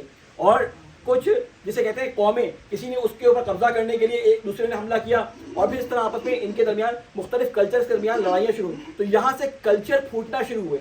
وہ بیبلون وہ علاقہ ہے جہاں سے کلچر پھوٹے تھے. اسی علاقے میں اللہ تعالیٰ نے اپنے انبیاء کو بھیجا, اور جب یہ حکومتیں بڑھیں جنہوں نے ان چیزوں پہ ان ریسورسز پہ قبضہ کر کے اپنی حکومتیں جمائیں, تو اسی کے نتیجے میں شداد اور فرعون جیسی حکومتیں ساری اسی علاقے میں جو ہے وہ آئی. اور پھر اسی کے مقابلے میں اللہ تعالیٰ نے اپنے انبیاء کو بھیجا. اسی علاقے میں حابیل و قابیل اسی علاقے کے اندر تھے. اصل جنگ شروع کہاں سے ہوئی؟ پہلا گناہ, پہلا مرڈر, پہلا جسے کہتے ہیں ظلم دنیا کے اندر کہاں پہ ہوا؟ وہ حابیل اور قابیل کے درمیان رقابت کی وجہ سے ہوا. اور وہ رقابت کس وجہ سے آئی تھی؟ آپ کے ذہن میں ہے کسی کے ذہن میں؟ وہ رقابت آئی تھی اس قربانی کی وجہ سے کہ جو اس زمانے میں رائج تھا طریقہ کار کہ اللہ تعالیٰ کو اپنی جسے کہتے ہیں کہ اخلاص کا, یا یوں کہہ لیں کہ اپنے آپ کو مومن دکھانے کا, یا اپنے آپ کو خدا کا بندہ ہونے کے لیے اللہ تعالیٰ کی حضور قربانی کیا کرتے تھے. اس قربانی کو ایک مخصوص جگہ پہ لے جا کے رکھتے تھے اور آسمان سے بجلی گرتی تھی, اس کو جلا دیتی تھی. اس کا مطلب تھا کہ وہ قربانی ایکسیپٹ ہو گئی. حابیل اور قابیل نے بھی جب اللہ تعالیٰ کے یہاں قربانی دینے کا جو بھی ان کے جگہ بنی ہوگی یا جو موقع ہوتا تھا اس پہ اپنی اپنی قربانیاں رکھی. حابیل نے اپنی بہترین فصل میں سے بہترین کرافٹ جو ہے وہ لا کے, بہترین دمبا, بہترین چیزیں جو تھی اس کی کرافٹ کی سب سے جیسے کہتے ہیں گلدستہ جو گل تھے اس کے, وہ لا کے اللہ کے لیے قربانی میں رکھے. اور اس نے اپنی سوکھی سڑی سی بھیڑیں اور اپنے سڑے ہوئے جو ہے وہ فصل کے ٹکڑے اور جلی ہوئی جو ہے وہ راکھ وہ لا کے وہاں رکھ دی. اور جب ایکسیپٹ ہوئی حابیل کی قربانی تو اس کو اس سے جلن ہوئی. یعنی اللہ کے نزدیک یہ کیوں پسندیدہ ہوا, اللہ نے اس کی قربانی کو کیوں قبول کر لیا؟ اس کے نتیجے میں حابیل کو قتل کر دیا گیا اپنے بھائی کے ذریعے. اور پھر ہوا یہ کہ یہ حابیل اور قابیل کی جنگ جو ہے وہ ایک سمبل بن گئی. ہم سمجھتے ہیں کہ یہ آج کل جو جنگیں ہو رہی ہیں یہ مال اور ریسورسز جمع کرنے کی ہوتی ہیں, لیکن اکثر جنگیں جو تاریخ میں ہوئی ہیں وہ نظریات کی وجہ سے ہوئی ہیں. اور آج بھی جو جنگ چل رہی ہے وہ بھی نظریات کی جنگ ہے. وہ مالوں پہ قبضہ تو کرنا ہے ہی, وہ تو بائی پروڈکٹ کے طور پہ ان کے پاس آ جاتا ہے, لیکن اصل نظریات کی جنگ ہے. اور نظریات شیطانی اور رحمانی ان دو کے درمیان جس طرح قیامت تک جنگ جاری رہے گی, آدم سے شروع ہوئی اور قیامت تک جاری رہے گی, آج بھی ہمارے سامنے جاری ہے. اور ایسے موقع پر کہ جب جابر حکمران آپ کے سامنے ہو اور آپ اس کے سامنے خاموشی اختیار کر لیں اور نہ بولیں, تو یہ خاموشی آکسیجن بن جاتی ہے اس جابر حکمران کی حکومت کرنے کے لیے. یہ خاموشی آکسیجن ہوتی ہے. مثال دوں, جو لوگ ایسے آفیسز میں کام کرتے ہیں کہ جہاں پہ بہت زیادہ مائکرو مینجمنٹ ہوتی ہے اور مینیجر جو ہے وہ کسی کا خیال کیے بغیر ہر ایک کو ذلیل کرتا ہے, اور آپ بھی اسی دفتر کے اندر ہیں اور آپ کا ایک بھائی, آپ کا ایک دوست جو آپ کے ساتھ کئی سالوں سے کام کر رہا ہے اور مینیجر آ کے اس کو ذلیل کرتا ہے آ کے, اور آپ اپنے لیپ ٹاپ میں مشغول رہتے ہیں کہ مجھے کیا، میری جاب تو محفوظ ہے، اس کو ذلیل کر رہا ہے، ہونے دو، اور آپ خاموش رہتے ہیں. یہ خاموشی اس مینیجر کو تقویت دیتی ہے. یہ یوں کہہ لیں کہ آپ کی خاموشی، آپ کا بے رخ ہونا، آپ کا نیوٹرل ہونا، وہ مدد ہے کس کی؟ اس ظالم کی جو ظلم کر رہا ہے اور سامنے سے کوئی بول نہیں رہا. اور جیسے جیسے یہ خاموش افراد کی تعداد بڑھتی جاتی ہے، اور جب یہ لوگوں سے بڑھ کے قوموں میں، اور قوموں سے بڑھ کے ملتوں میں، اور ملتوں سے بڑھ کے تمام دنیا کے اندر پھیل جاتی ہیں، اور لوگ خاموش رہتے ہیں کسی جگہ کے ظلم کے اوپر، تو یہ ظالم کے لیے ایک طرح سے آکسیجن پرووائڈ کر دیتی ہے کہ یہ ایسے لوگ ہیں کہ اگر میں ان کو ماروں گا بھی تو یہ مرنے سے پہلے کہیں گے پہلے ہمارا ہاتھ کاٹ لو، ہماری گردن لے لو، اور پھر ہمارے سر کو کاٹو. ان کی حالت یہ ہو گئی. یعنی جس طرح مارنے کے بعد لوگ سگریٹیں لگا کے چیک کرتے ہیں کہ اس میں جنگ، اس کے اندر جان باقی ہے یا نہیں باقی، ہمارے مسلمان امت کو مختلف طریقوں سے مختلف اوقات میں چیک کیا جاتا ہے. فلاں جگہ پہ مسلمانوں پہ حملہ کیا، سارے مسلمان خاموش، اس نے کہا یہ تو خاموش رہتے ہیں، یہ بے حس ہے. دوسری جگہ پہ حملہ کیا، اور کرتے کرتے یہ حالت ہو گئی کہ ہمارے سارے مسلمان ملک اکثریت وہ غلام ہو گئی اور اس خاموشی کا شکار ہو گئی اور ظالم کے ساتھی ہو گئے. اب آپ کہیں گے کہ خاموش رہنے سے کیسے ساتھ ہو گیا؟ خاموشی جو ہے وہ ایک حد تک آپ کو پروٹیکٹ کرتی ہے، لیکن ایک حد کے بعد آپ کی شامت آ جاتی ہے. میں اکثر جو ہے وہ مثال دیتا ہوں. ایک آپ نے سنی ہوگی کہ حکایات سعدی بہت مشہور ہیں. ایک حکایت آپ کے سامنے بیان کر رہا ہوں جو منسوخ کی جاتی ہے کہ سعدی صاحب کی حکایت ہے، ٹھیک ہے نا، مولانا سعدی کی. وہ کیا کہتے ہیں کہ ایک صلوات بھیجیں محمد علیہ محمد پہ.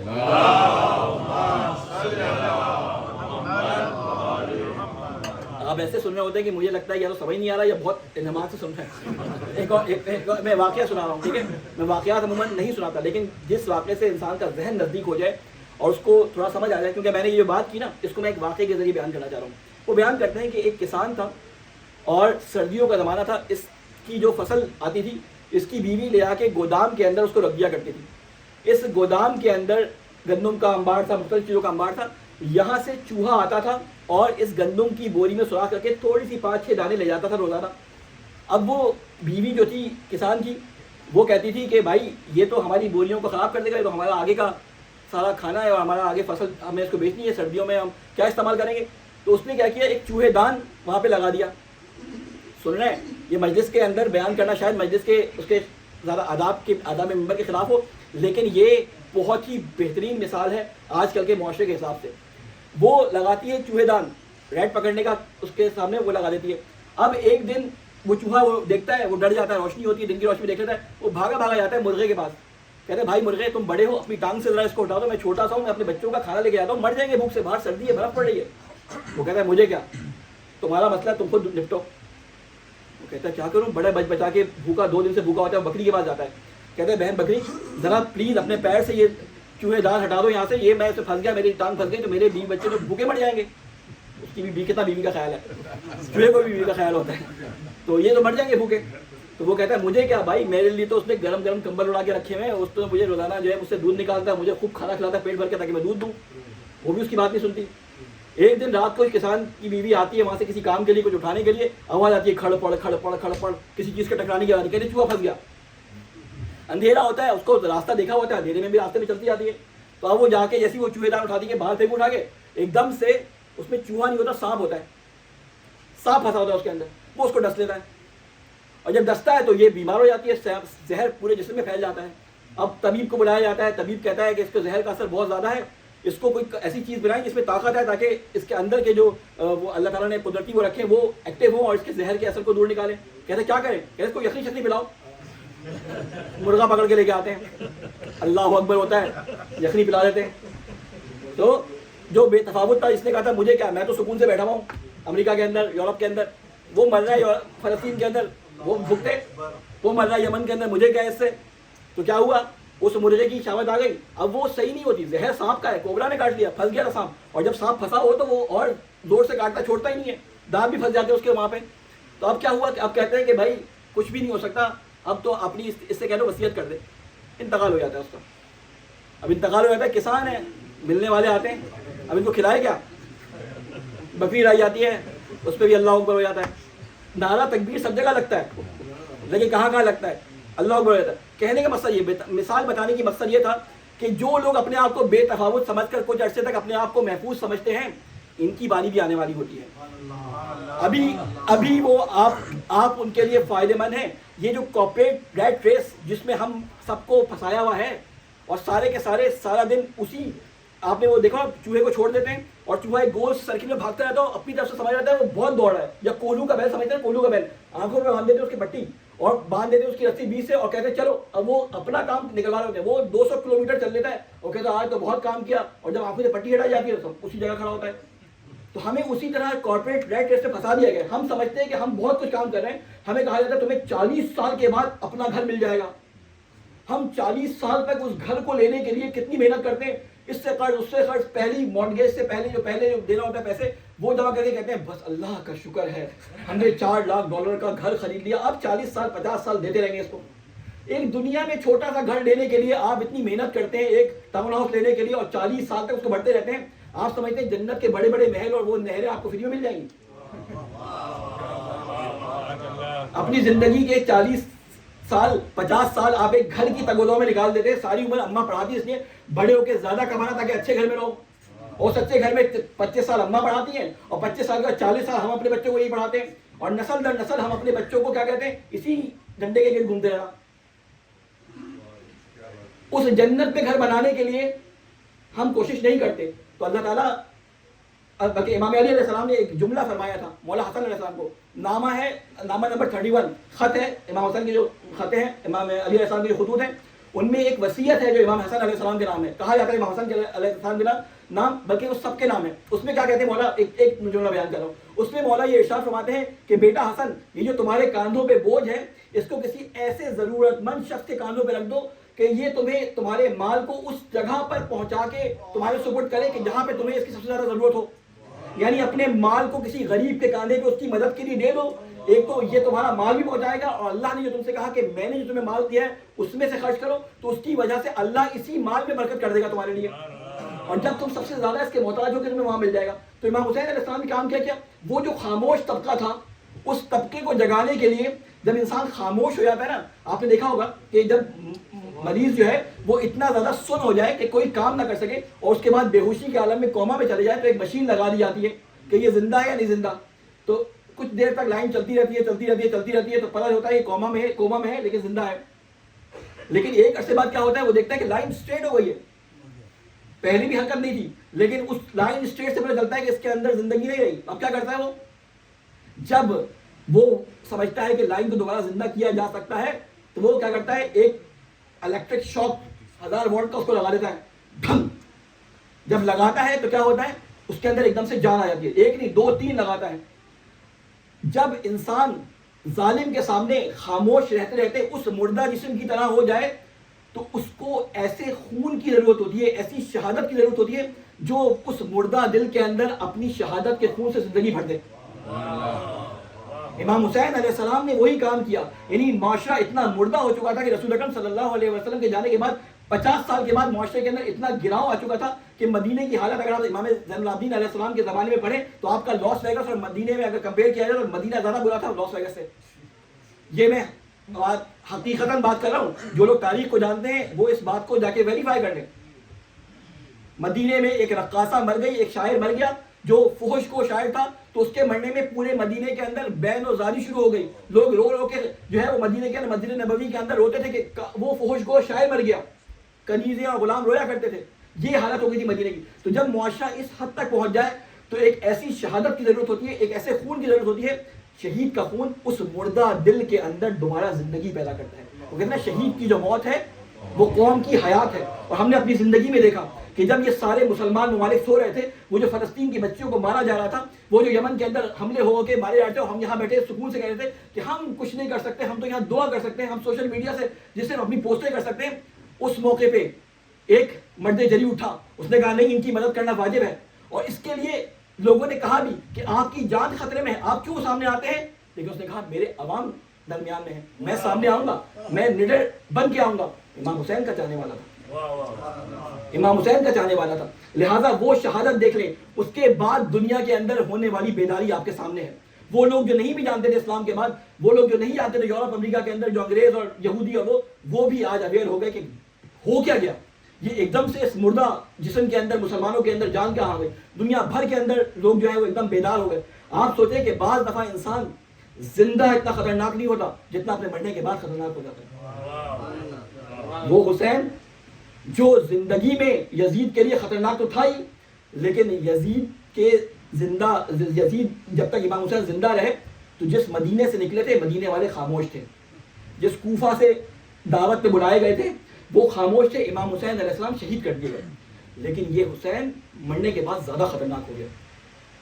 جس طرح یہ علی مرنے کے بعد زیادہ خطرناک ہو گیا, اس طرح یہ امام حسین علیہ السلام کی پیروی کرتے ہوئے ہوا ہے نا یہ سارا کھانا, وہ حسین بھی اسی طرح خطرناک ہو گیا. اب جب حسین مرنے کے بعد زیادہ خطرناک ہو گیا, اس کے بعد علیویوں کی تحریکیں چلنی شروع ہوئی اور یزید کی حکومت کے خلاف جو ہے وہ جنگیں شروع ہو گئی اور بغاوتیں شروع ہو گئی. اس کے بعد بنی امیہ مسلسل ان تحریکوں کا سامنا کرتے تھے. شہید فخر کی تحریک ہو, حضرت زید کی تحریک ہو, مختار کی تحریک ہو, مختلف اسلامی تحریکیں شروع ہو گئی. یعنی وہ لوگ جو خاموش بیٹھے تھے, امام حسین کے خون نے ان میں جان ڈال دی اور لوگ حکومت کے خلاف بغاوت کرنے لگے. اور پھر وہ بغاوت یہاں تک پہنچ گئی کہ اب اس کا تختہ الٹنا ضروری تھا. اب بعض دفعہ ہوتا یہ ہے کہ انسان جب مردہ معاشرے کو دیکھتا ہے نا تو وہ ان دھوکہ دہی کے, جیسے کہتے ہیں نا کہ جو چیزیں آلات ہمیں دیے ان سے دھوکہ کھا جاتا ہے. امام حسین نے, اگر آپ کو یاد ہو, کربلا کی زمین پہ پہنچ کے پہلا کام کیا کیا تھا, کسی کے ذہن میں ہے؟ زمین خریدی تھی. کیوں خریدی تھی؟ اس لیے کہ امام حسین چاہتے تھے کہ جس زمین پہ جنگ ہو اس زمین پہ اگر کوئی ان پہ حملہ کرے آنے والا جارح کہلائے, ظالم کہلائے, کیونکہ زمین ان کی ہے. دشمن کے پلے گراؤنڈ کے اوپر, اب ذرا نیچے آ جائیں, دشمن کے پلے گراؤنڈ کے اوپر آپ جتنے بھی ایکٹیو ہو جائیں وہ پلے گراؤنڈ دشمن کا ہے. اس نے کیا کیا اس میں چیٹنگز کی ہوئی ہے, کیا کیا اس میں برائیاں چھپائی ہیں, کیا کیا چیزیں اس کے اندر بڑی خوبصورت رنگ کی لگا کے دکھائی ہیں آپ کو, وہ دشمن ہی کی جگہ ہے. جب تک آپ خود اپنے میدان میں دشمن سے جنگ نہیں کریں گے, اسٹریٹجی ہوئی جنگ کی کہ کھیس کے اپنے میدان میں لے کے آ جاؤ اور پھر وہاں جنگ کرو.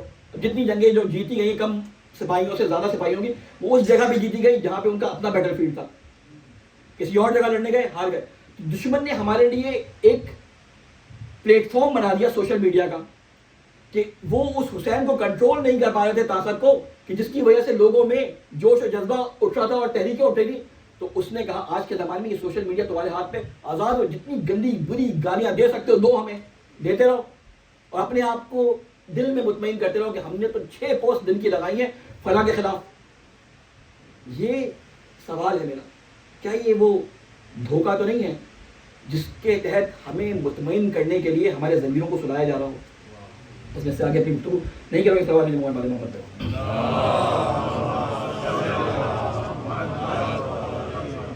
ایک اور سوال ہے.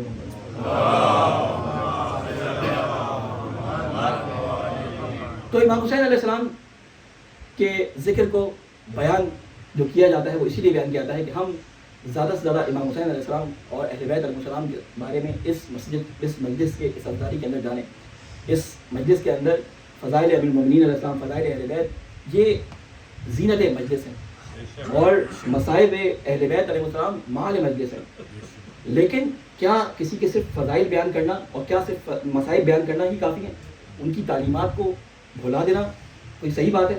ان چیزوں کے ساتھ اگر تعلیمات ہوں تب فضائل اور مصائب انسان کو جچتے ہیں, کیونکہ اپنے مقام سے ان کو کوئی بری نہیں ہو سکتا. لیکن اگر آپ کسی کے بارے میں جاننا چاہتے ہوں اور اس کی پیروی کرنا چاہتے ہوں تو صرف آپ یہ نہیں جانیں گے فلاں کیسا ہے, فلاں کیسا تھا, اس نے کیسے جو ہے وہ زندگی کی, آپ کو اس کا طرز زندگی جاننا پڑے گا. کیونکہ اگر آپ کسی کی پیروی کرنا چاہتے ہیں تو اس کی زندگی سے نہیں, اس کے طرز زندگی سے آپ کو آگاہی چاہیے. اور طرز زندگی سے اسی وقت آگاہی ہو سکتی ہے کہ ہم دیکھیں کہ امام نے کہا کیا ہے, امام نے ہمارے لیے کیا گائیڈ لائن مقرر کی ہے. مولا حسین علیہ السلام جب اس کربلا کی جنگ میں 10 محرم کو جانے کے لیے آئے ہیں, رخصت کرنے کے لیے خیموں میں, تو آپ امام سجاد علیہ السلام کے پاس گئے رخصت کے لیے. آخر آپ نے خیموں سے رخصت کر لی, آپ نے اپنی بہن سے رخصت کر لی, آپ نے اپنے گھر والوں سے رخصت کر لی. کہا بہن زینب مجھے سید سجاد کے پاس لے جاؤ. جب سید سجاد کے پاس پہنچے ہیں, بی بی زینب نے سید سجاد کا کاندھا ہلایا, کہا بیٹا بابا ملنے کے لیے آئے ہیں. اب جو سید سجاد کو غش سے ہوش آیا تو کیا دیکھا کہ ایک شخص کھڑا ہے کہ زرہ پہنی ہوئی ہے اور زرہ کی کڑیوں سے خون بہ رہا ہے، ماتھے سے خون بہ رہا ہے، سر سے خون کے دھارے بہ رہی ہیں۔ ایک دفعہ دیکھنے کے بعد کہا کہ یہ کون ہے؟ کہا سید سجاد بیٹا میں تمہارا بابا حسین ہوں۔ جب بابا کی یہ حالت دیکھی تو ایک دفعہ سید سجاد کی آنکھیں کھلی، کہتی ہیں اینا اینا امی عباس، یہ پتہ ہے بابا میرے چچا عباس کہاں ہے؟ کیونکہ سید سجاد کو یقین نہیں آ رہا کہ چچا عباس کے ہوتے ہوئے یہ حضرت امام حسین علیہ السلام کی بابا کی یہ حالت ہو گئی۔ کہا قد قتلہ قد قتلہ، سید سجاد ایک ایک کر کے کہتے رہے اینا اینا حبیب بن مظاہر، اینا اینا اینا اینا مسلم بن اوسجہ۔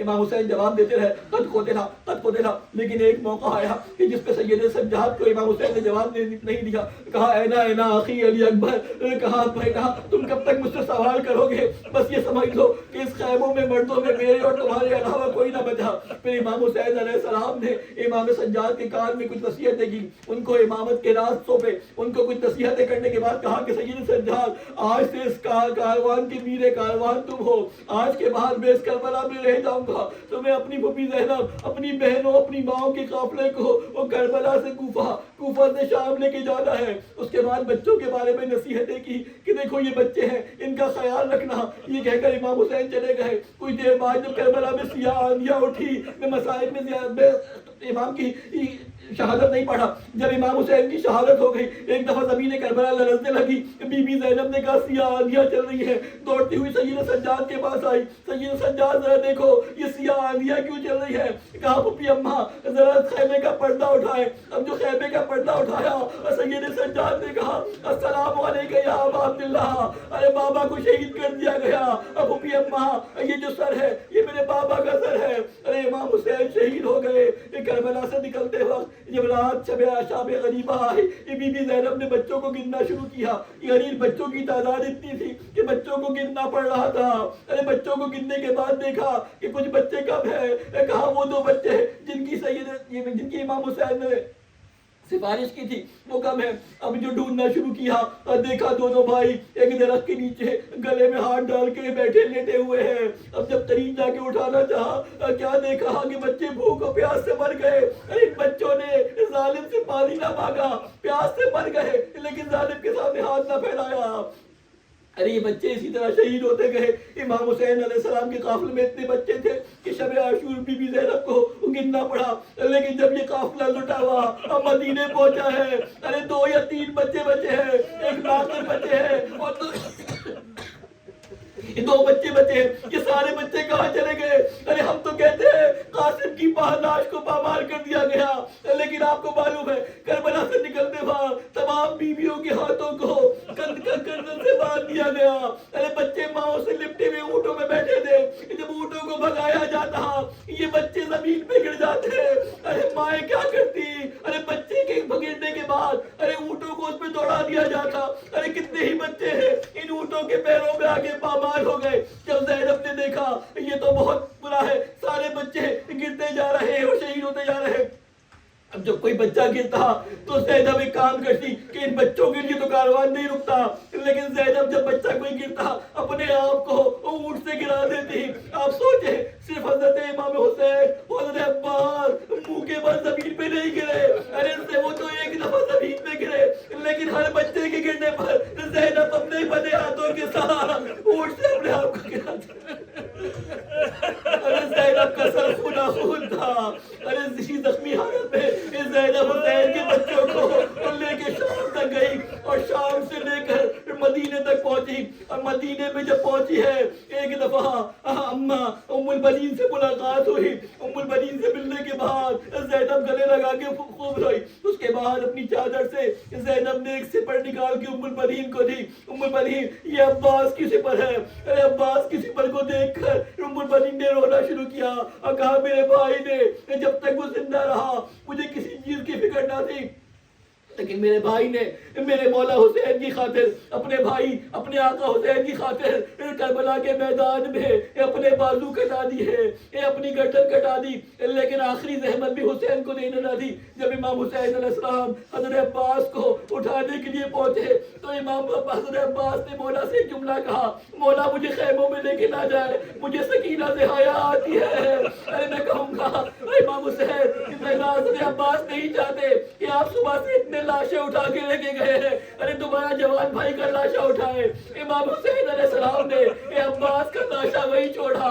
ارے اٹھا کے لے گئے. ارے جو لوگ وہ اب تک سوئے نہ تھے عباس کے ڈر کی وجہ سے، جب عباس کا لاشا دیکھا، ارے جس کے ہاتھ میں تلوار تھی، تلوار ماری، کسی نے نیزہ مارا. ارے میرے عباس کا جسم ٹکڑے ٹکڑے ہو گیا. انا للہ و انا الیہ راجعون. فسیعلم الذین ظلموا ای منقلب ینقلبون. بارہ تجھے واسطہ ہے محمد والے محمد کا، ہماری سے بات کبھی بارگاہ میں تجھے مقبول فرما. اے اللہ ان آنسوں میں اپنے رحم فرما. اے اللہ ان کو جناب روال جناب سیدہ میں جگہ عطا فرما. اے اللہ ہماری جو مرمین اس دنیا سے جا چکے ہیں ان کی قبروں پہ اپنی رحمت نازل فرما.